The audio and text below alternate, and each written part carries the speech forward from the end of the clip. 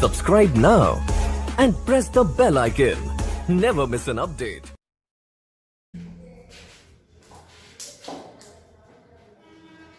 नमस्कार दोस्तों, good evening. आपका एक बार फिर से हमारे चैनल द स्पीड स्टडी में एक बार फिर से स्वागत है।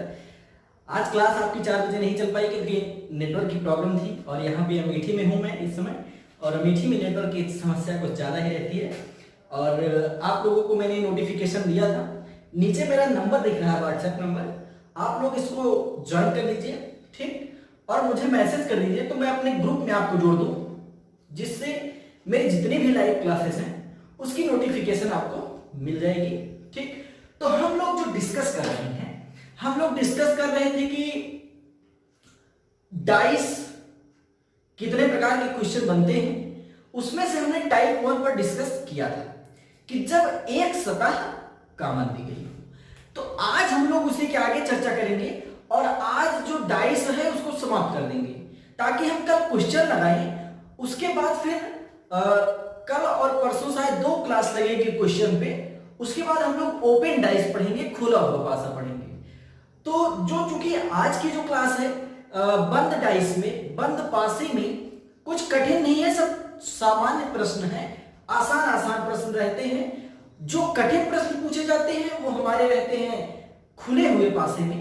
तो परसों की क्लास जो हमारी रहेगी खुला हुआ पासा, कल और परसों हम लोग क्वेश्चन डिस्कस करेंगे। और जैसा कि हमने ग्रुप पर भेजा था, केवल एक सीट भेजी है, अभी एक प्रैक्टिस सेट भेजा है और 120 क्वेश्चन का हमारे पास दूसरी सीट है।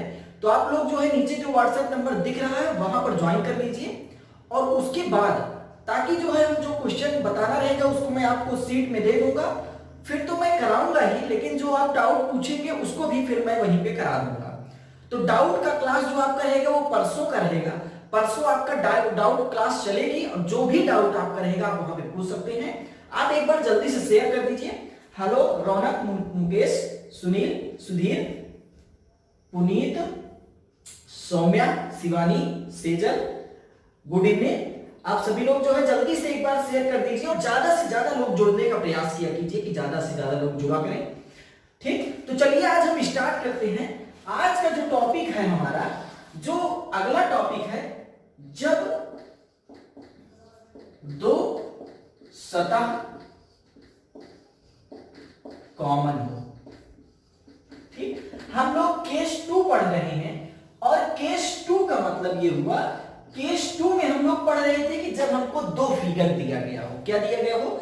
जब हमको 2 फिगर दिया गया हो, और 2 फिगर में हमने कल एक पढ़ा था कि जब एक सतह कॉमन हो। आज उसी के आगे हम लोग पढ़ेंगे जब 2 सतह कॉमन हो। 2 सतह कॉमन का मतलब क्या हुआ भाई?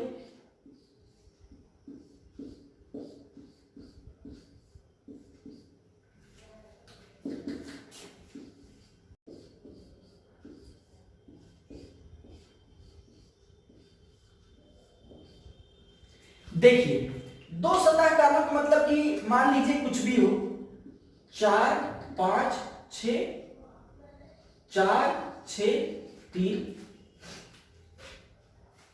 फिर 3 4 2 2 4 5, मान लीजिए यही दिया गया है। अब देखिए, अगर 2 सतह कॉमन होगी तब उसमें जो है विपरीत कैसे निकालेंगे, हम लोग समझने का प्रयास कीजिए। ये अलग क्वेश्चन है, ये अलग क्वेश्चन है, मैंने 2 क्वेश्चन एक साथ लिखा हुआ है।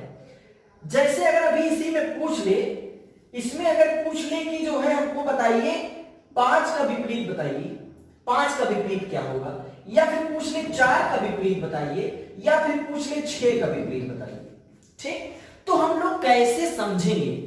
तो उसके लिए आप समझ लीजिए, जो कॉमन दिख रहा है, अगर 2 सतह कॉमन है तो उन दोनों सतहों को हटा दीजिए।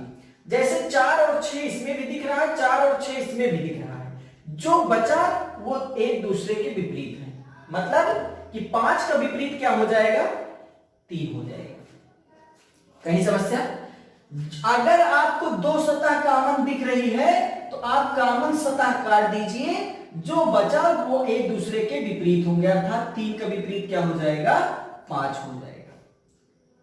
कहीं समस्या हो तो कमेंट कीजिएगा। देखिए, ये तो 5। लेकिन अभी पूछ रहे 4 के विपरीत क्या होगा, तो आप लोग केवल एक चीज याद रखिए कि निकटतम सतह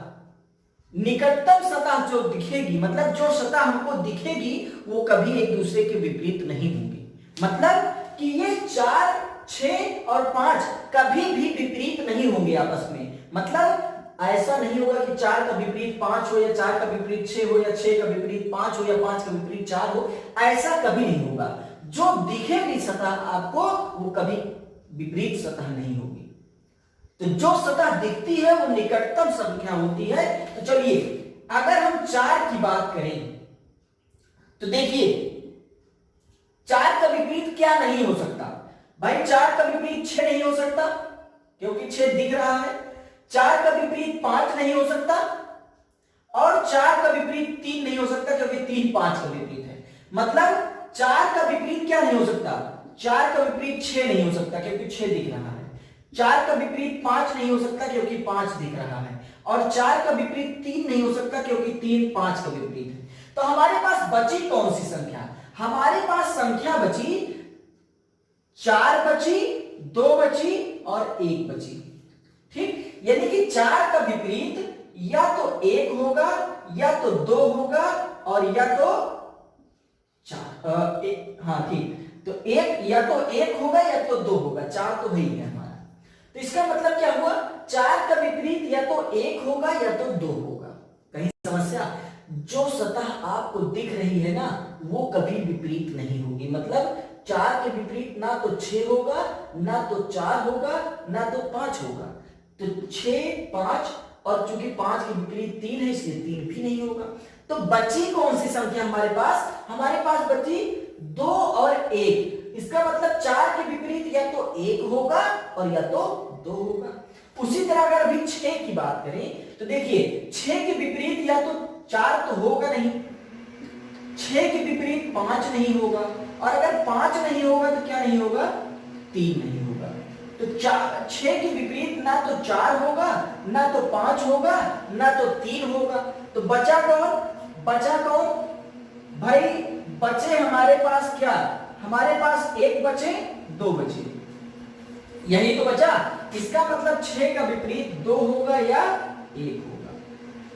अब देखिए दोनों चीज अलग अलग है, यहां 1 2 लिखा हूं, यहां 2 1 लिखा हूं। मतलब अगर 4 के विपरीत 1 होगा तो 6 के विपरीत 2 होगा, और 4 के विपरीत 2 होगा तो 6 के विपरीत 1 होगा। तो ये चीज है। जैसे देखिए अगले वाले क्वेश्चन में तब आपको और समझ में आएगा। अगर अभी इसी में बात करें कि 4 के विपरीत क्या होगा, ठीक, तो देखिए हमको कौन कौन सी सतह दिख रही है, 3 दिख रहा है, 2 दिख रहा है, 3 दिख रहा है, 2 दिख रहा है। और एक चीज समझिए, 3 के विपरीत 5 है, जिसका मतलब 5 भी इसका विपरीत नहीं होगा। तो मतलब 3 2 5, ये 3 संख्या इसके विपरीत नहीं होंगी। तो बची कितनी संख्या, 2 संख्या बची भाई। चूंकि देख रहे हैं 2 3 4 5, हमारे पास बचा क्या, 6 बचा और 1 बचा। इसका मतलब 4 का विपरीत या तो 1 होगा और या तो 6 होगा। समझ रहे हैं आप लोग, कमेंट करिए, बताइए जल्दी जल्दी समझ रहे हैं या नहीं, कमेंट कीजिए। चलिए देखते हैं फिर आगे देखिए, अगर अभी 2 के विपरीत पूछा जाए, ठीक, किसके विपरीत, 2 के विपरीत, तो आप समझिए भाई 2 के विपरीत ना तो 4 होगा, ना तो 3 होगा, और अगर 3 नहीं होगा तो 5 भी नहीं होगा।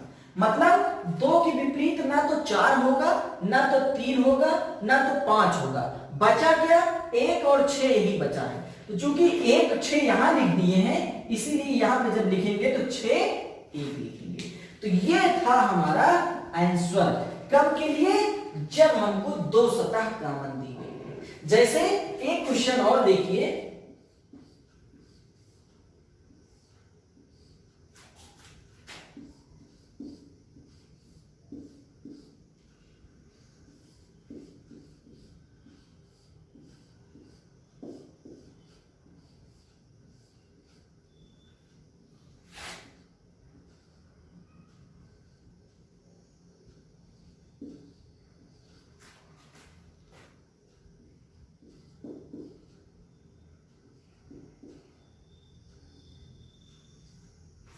देखिए ये दो क्वेश्चन और समझ लीजिए, पूरा कॉन्सेप्ट क्लियर हो जाएगा। हमने क्या कहा कि अगर दो सतह कॉमन है, दो सतह कॉमन है हमारे पास, तो जो दो सतह कॉमन है उसको छोड़ करके जो सतह अलग अलग है वही हमारी विपरीत होगी। मतलब देख रहे हैं 1 2 3 और 3 4 2, तो 3, अच्छा इसमें देखिए दो सतह कॉमन करनी है हमको, तो 2 और 3 देख रहे हैं, 2 3 इसमें भी है, 2 3 इसमें भी है, बचा कौन? 1 और 4। इसका मतलब 1 का विपरीत क्या होगा? 4 होगा।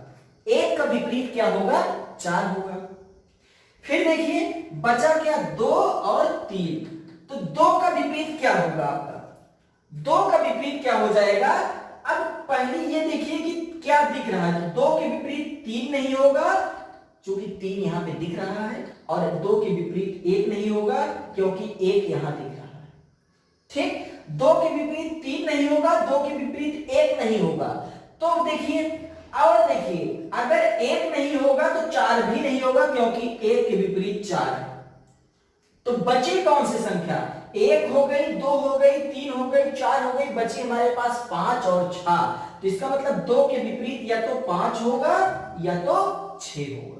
उसी तरह 3 के लिए जब करेंगे तो इसी का उल्टा हो जाएगा, अर्थात या तो 6 होगा या तो 5 होगा। कहीं समस्या हो तो बताइएगा।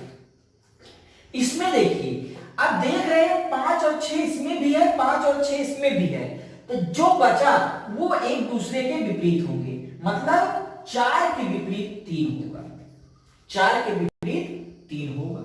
ठीक, चलिए अब देखते हैं 6 और 5 के विपरीत क्या होगा। तो 6 के विपरीत की बात की जाए तो देखिए सतह पर जो दिखता है हमको वो कभी एक दूसरे का विपरीत नहीं दिखता। तो अगर हम देखें तो 6 के विपरीत 5 नहीं होगा, 4 नहीं होगा, मतलब 5 नहीं होगा, 4 नहीं होगा। उसी तरह अगर हम इसमें देख लें तो 6 के विपरीत 3 भी नहीं होगा। क्यों? क्योंकि 4 के विपरीत 3 है, तो इसलिए 3 जो है 6 के विपरीत नहीं होगा। बची कौन सी संख्या हमारे पास? भाई 3 हो गया, 4 हो गया, 5 हो गया, 6 हो गया, हमारे पास बचा 1 और 2। इसका मतलब 6 के विपरीत या तो 1 होगा या तो 2 होगा। उसी तरह 5 के लिए देखिए, 5 के लिए भी 6 होगा नहीं क्योंकि 6 दिख रहा है हमको, 4 होगा नहीं क्योंकि 4 दिख रहा है हमको, और अगर 4 नहीं होगा तो 4 के विपरीत 3 है, 3 भी नहीं होगा। तो इसका मतलब 3 4 5 6, बचा क्या? 1 और 2। तो चूंकि 1 2 यहां पे लिख चुके हैं इसलिए 2 और 1 लिखेंगे। तो ये है हमारा, अगर दो सतह कॉमन हो, अगर दो सतह कॉमन हो तब हम कैसे सॉल्व करेंगे, वो तरीका हमारा ये था। कहीं समस्या हो तो आप कमेंट कीजिए, हम आपका आंसर जरूर बताएंगे। और आप डाउट क्लास में अगर कुछ भी डाउट हो तो आप वहां पूछ सकते हैं। आगे चलते हैं, जब कोई सतह कॉमन ना हो, जब कोई सतह कॉमन ना हो। केस 2 में जब या नो कॉमन, नो कॉमन मतलब कोई सतह कॉमन ना हो, मतलब 1 2 3 4 5 6, या 4 2 4 5,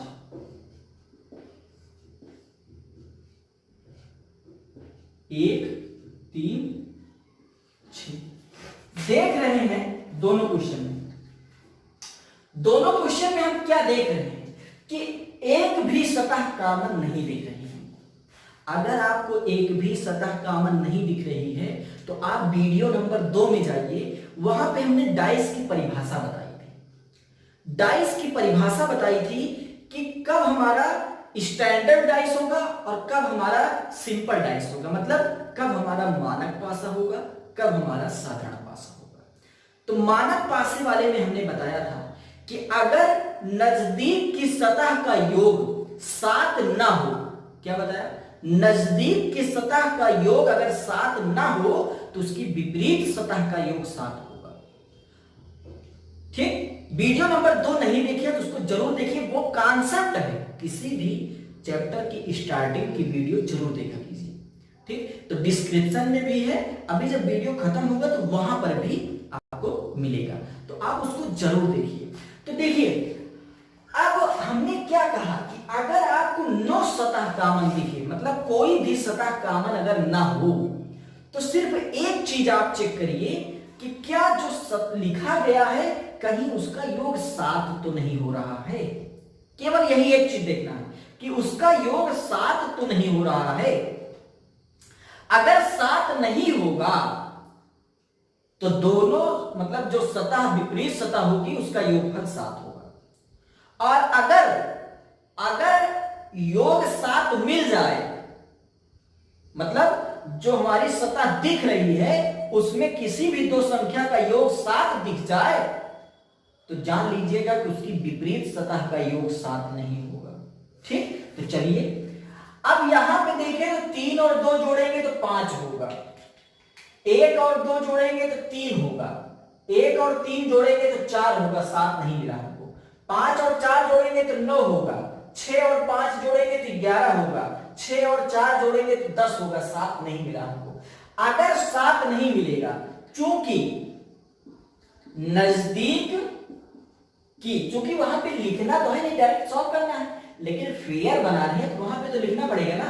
चूंकि नजदीक की सतह का योग 7 नहीं है, इसलिए विपरीत सतह का योग, विपरीत सतह का योग 7 होगा। मतलब विपरीत सतह का योग 7 होगा, मतलब 1 के विपरीत क्या होगा, 1 में क्या जोड़ेंगे 7 हो जाए, बताइए। 1 में 6 जोड़ेंगे तो 7 हो जाएगा, तो 1 का विपरीत 6। 3 का विपरीत क्या हो जाएगा, 3 में 4 जोड़ देंगे तो 7 हो जाएगा, यानी 3 का विपरीत 4। फिर उसी तरह 2 का विपरीत क्या होगा, 2 में 5 जोड़ देंगे तो 7 हो जाएगा, यानी 2 का विपरीत 5। तो हम देख रहे हैं कि यही आ जाएगा आपका आंसर।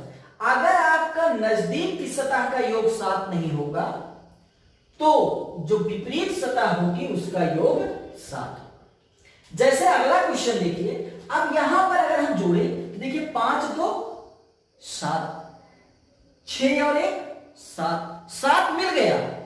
अगर एक ही कोई जोड़ लीजिए, अगर किसी एक में भी 7 मिल जाएगा, चाहे इसमें मिल जाए चाहे इसमें मिल जाए, कोई जरूरी नहीं है कि दोनों में 7 मिलना चाहिए, किसी भी एक संख्या में अगर 7 मिल जाएगा तो जान लीजिएगा कि वो जो है हमारा साधारण पासा है, सिंपल डाइस है, और साधारण पासे में विपरीत का योग कभी 7 नहीं होगा।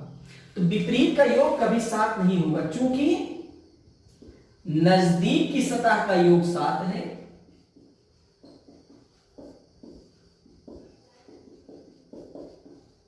इसलिए चूंकि नजदीक की सतह का योग 7 है, इसलिए विपरीत सतह का योग